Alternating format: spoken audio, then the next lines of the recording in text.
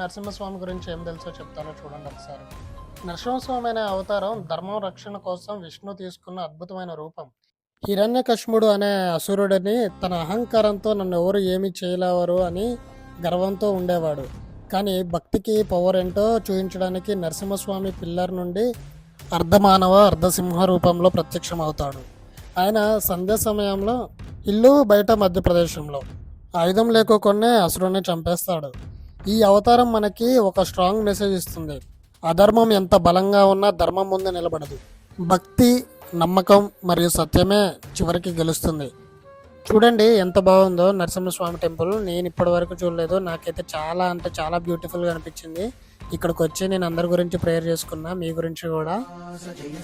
ఇంత బాగుంటుందని నేనైతే ఎక్స్పెక్ట్ చేయలేదు. నాకు ఒక్కొక్క స్టెప్ దిగి వస్తుంటే ఒక్కొక్క ఫీల్ అయితే వచ్చింది. ఎందుకంటే నాకు నరసింహస్వామి అని అంటే కూడా చాలా ఇష్టం.